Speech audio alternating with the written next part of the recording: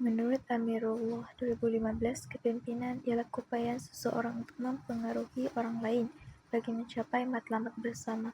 Seorang pemimpin yang baik bukan sahaja mempunyai kemahiran tetapi juga mendapat kepercayaan dan penghormatan daripada orang yang dipimpinnya. Ketulusan merujuk kepada sikap terbuka dan jujur dalam menyampaikan maklumat serta keputusan. Integriti pula ialah pegangan yang kukuh terhadap nilai-nilai murni seperti kejujuran, amanah dan tanggungjawab. Integriti dan ketulusan sangat penting untuk kedua-duanya membantu membina kepercayaan antara pemimpin dan ahli organisasi. Selain itu, amalan ini dapat mengelakkan salah guna kuasa dan mengurangkan risiko rasuah. Jika integriti dan ketulusan tidak diamalkan, berbagai isu boleh berlaku seperti penyalahgunaan kuasa, komunikasi yang tidak jelas, delegasi dan kurangnya accountability. Assalamualaikum doktor, saya Alisha binti Azizur Rahman akan menerangkan tentang kepentingan komunikasi yang jujur dan terbuka dalam kepimpinan. Komunikasi ini akan membina kepercayaan antara pemimpin dan ahli pasukan. Apabila pemimpin berkongsi maklumat secara telus, ahli pasukan akan merasa lebih dihargai dan dihormati, dan keadaan ini akan meningkatkan motivasi serta komitmen mereka dalam melaksanakan tugas yang diberikan. Dan komunikasi terbuka juga menggalakkan komunikasi dua hala dalam organisasi. Ahli pasukan dapat berkongsi idea, memberikan pandangan dan maklum balas secara lebih terbuka. Dan perkara ini membantu organisasi membuat keputusan yang lebih berkualiti serta mengenal masalah cadangan dengan lebih cepat dan berkesan. Seterusnya, komunikasi yang jujur menyokong proses penyelesaian masalah yang lebih baik. Apabila berlaku kesilapan, masalah tersebut tidak disembunyikan tetapi dibincangkan secara terbuka untuk mencari jalan penyelesaian bersama. Dan pendekatan ini dapat meningkatkan kerjasama dan mengurangkan budaya saling menyalahkan dalam organisasi. Akhir sekali, komunikasi yang telus membantu membentuk budaya kerja yang positif. Nilai integriti dan ketulusan dapat dipupuk, hubungan kerja menjadi lebih harmoni dan seluruh organisasi dapat bekerjasama dengan lebih baik dalam mencapai visi dan misi yang telah ditetapkan.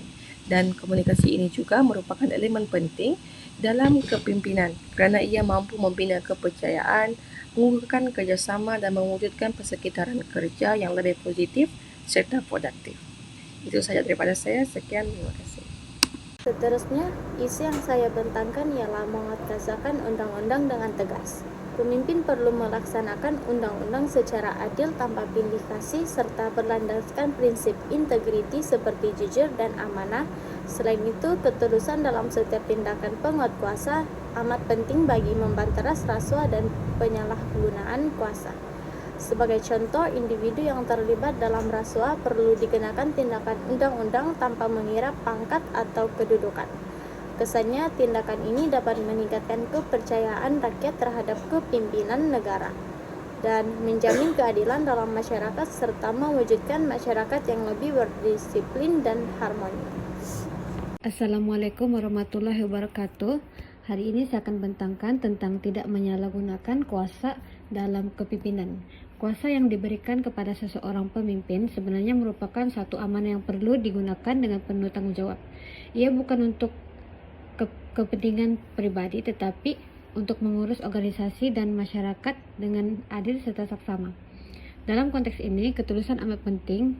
Setiap keputusan yang dibuat oleh pemimpin perlulah jelas, terbuka dan berasaskan peraturan. Sebagai contoh, kenaikan pangkat dalam organisasi seharusnya diberikan berdasarkan prestasi dan kelayakan, bukan hubungan pribadi. Hal ini dapat mengelakkan pilih kasih serta salah paham dalam kalangan pekerja.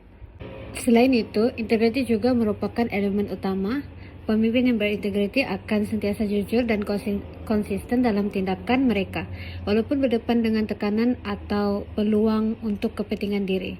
Mereka tidak akan menyalahgunakan kuasa yang ada, sebaliknya mengutamakan kepentingan organisasi. Kepemimpinan yang telus dan berintegriti akan mewujudkan persekitaran kerja yang lebih adil dan harmoni.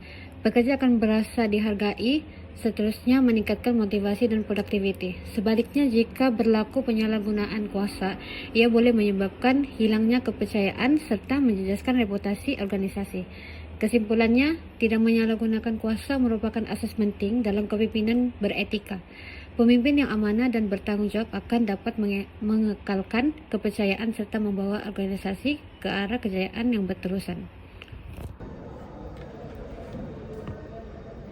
Hai, nama saya Syafiqah binti Salamat, nomor matriks BP 251104242. Hari ini saya akan menerangkan tentang bagaimana pendidikan dan latihan berterusan ini dia boleh memastikan ketulusan dan integriti dalam kepemimpinan. Poin saya yang pertama ialah mengenai latihan etika dan integriti berkala. Latihan ini dia bukan sekadar teori, tetapi ia membina kesadaran diri, self-awareness, dan kemahiran memimpin melalui kajian case study. Pemimpin didedahkan kepada situasi sebenar seperti dilema etika dan konflik kepentingan. Pendekatan ini sangat selaras dengan cadangan OECD pada tahun 2017 untuk melahirkan pemimpin yang bertanggung jawab dan menjadi teladan yang baik kepada pekerja lain. Seterusnya kita beralih kepada isi saya yang kedua, yaitu program pembangunan kepemimpinan dan kursus kemahiran. Kita perlu paham bahawa integriti ini bukanlah sifat semula jadi semata-mata, tetapi ia adalah kompetensi yang boleh dipelajari dan diasah. Melalui latihan komunikasi yang efektif, pemimpin dilatih untuk menyampaikan maklumat krisis secara jujur tanpa menyembunyikan fakta, serta mendengar maklum balas warga kerja tanpa sikap defensif. Ini sangat penting untuk membina kepercayaan trust dalam organisasi. Poin terakhir saya adalah mengenai pendidikan berterusan melalui kemiskinan pengetahuan dan kaedah bimbingan. Pemimpin wajib peka dengan perubahan undang-undang semasa bagi mengelakkan sebarang pelanggaran peraturan tanpa sengaja. Selain itu, pendedahan luar seperti seminar membantu pemimpin mempelajari amalan terbaik seperti sistem whistleblowing yang telus. Bagi memastikan nilai ini turun kepada pekerja, pendekatan seperti mentoring dan coaching digunakan untuk membentuk tanggung jawab sendiri. Usaha berterusan ini disokong penuh oleh inisiatif global dan nasional seperti United Nations pada tahun 2019 dan Institut Integriti Malaysia pada tahun 2021 sebagai asas tadbir urus yang baik. Jadi kesimpulannya, pendidikan dan latihan yang konsisten ini dia bukan sahaja melindungi organisasi daripada risiko salah laku, malah dia juga membentuk persekitaran kerja yang telus, adil dan dipercayai. Sekian sahaja daripada saya. Sekian, terima kasih. Assalamualaikum dan salam sejahtera. Nama saya Rayana binti Jal, nomor matriks BA 2511036. Saya akan menerangkan tentang pemupukan budaya integriti dalam sesebuah organisasi. Budaya integriti ini merujuk kepada amalan nilai-nilai murni seperti amanah, jujur, bertanggung jawab, serta beretika. Budaya ini amatlah penting kerana ianya dapat mewujudkan persekitaran kerja yang harmoni serta dapat meningkatkan kepercayaan dalam organisasi. Terdapat beberapa cara untuk memupuk integriti. Antaranya ialah melalui kepimpinan yang berintegriti. Kedua, membuat keputusan secara adil, menyediakan kod etika dan garis panduan yang jelas, melaksanakan latihan serta program kesedaran, dan mewujudkan sistem pemantauan serta saluran aduan yang berkesan. Apabila budaya integriti ini diamalkan, organisasi akan memperoleh pelbagai manfaat seperti dapat meningkatkan kecekapan dan produktiviti kerja, dapat mengukuhkan imej serta kredibiliti organisasi, mewujudkan ketulusan dalam pengurusan, serta dapat menjamin kejayaan organisasi dalam jangka masa yang panjang. Kesimpulannya, budaya integriti ini merupakan elemen yang amat penting yang perlu diterapkan oleh setiap organisasi untuk memastikan pengurusan lebih berkesan serta dipercayai. Sekian, terima kasih. Nama saya Nur Ayuni Dervi, nombor matrik BP25110188. Seterusnya saya akan membentangkan tentang membudayakan ketulusan dalam kepimpinan. Membudayakan ketulusan dalam kepimpinan ni ialah langkah untuk memperkukuhkan ketulusan dalam kepimpinan, di mana pemimpin ni mestilah bersikap terbuka di dalam menyampaikan maklumat dan mestilah menjelaskan setiap keputusan yang dibuat. Selain itu juga, pemimpin ni perlu amalkan pelaporan yang jelas untuk organisasi ni mudah faham, di mana sudah prestasi dan hala tuju organisasi.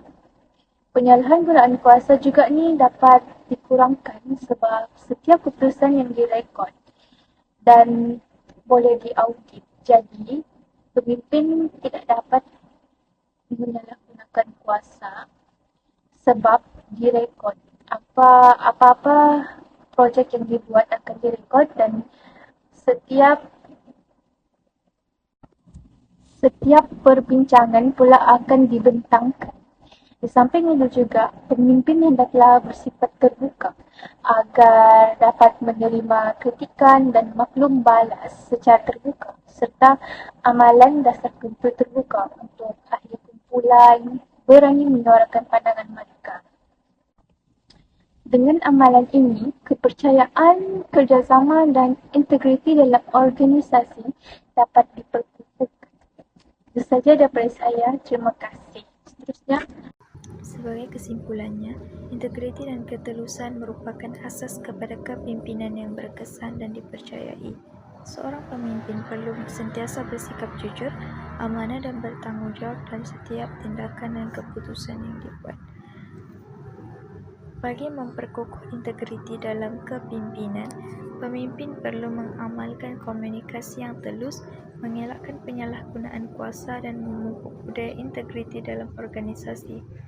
Akhir sekali, tanpa integriti dan ketulusan, sesebuah organisasi akan mudah kehilangan kepercayaan serta berdepan dengan pelbagai masalah pengurusan.